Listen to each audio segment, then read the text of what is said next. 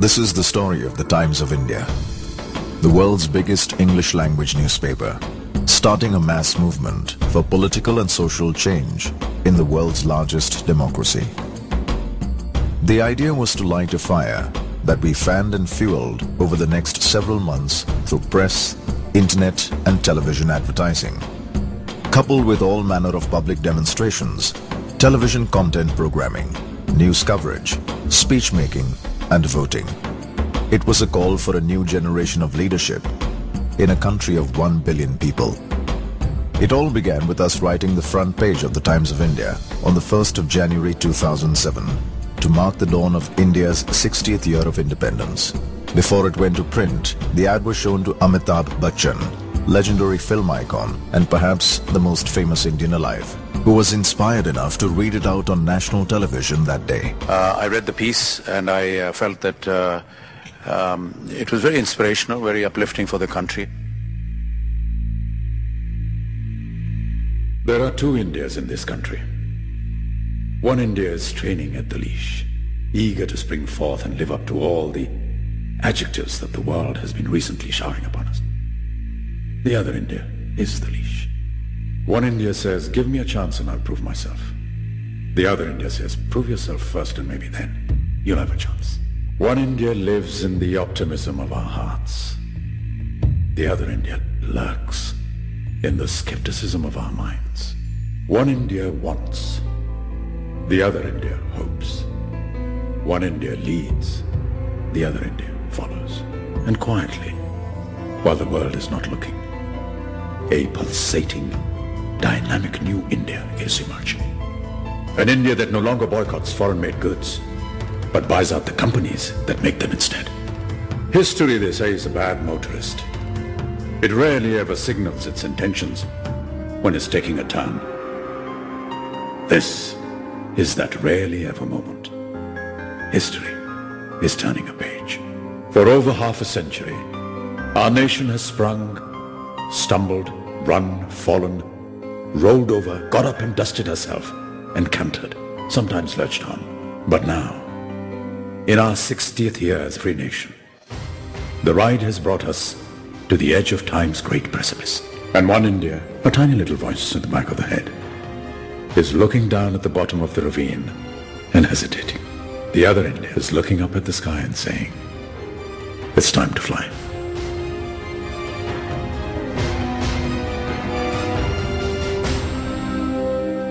Almost overnight, this single ad was downloaded millions of times, triggering off a massive public debate that spilled out onto the streets and in mainstream media, gathering momentum and arousing opinions along the way.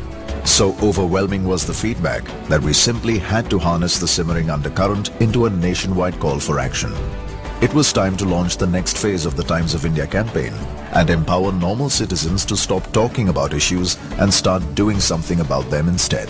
Politicians are not the only agency through which we can want change. All citizens in a democracy become active participants, not passive recipients of what the politicians do. Lead India was a clarion call for the next generation of political leaders to pick up the reins of the world's largest democracy. And to launch it, we wrote the front page of the Times of India once again. But this time, the box office mogul of the Indian film industry, Shah Rukh Khan, stepped up to the cause on India's Independence Day. How are we going to turn a land of philosophers into a nation of doers?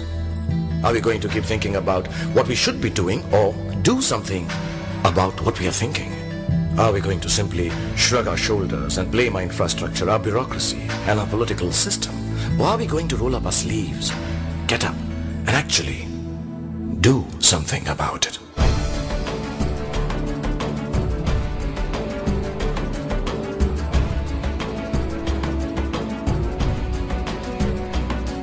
Over the next few months, the Lead India movement cascaded through the country with over 100 print ads, web registrations, outdoor and a television campaign that saw industrialists, politicians, beauty queens and poets taking the stage. More than 34,000 citizens stepped forward as future political leaders.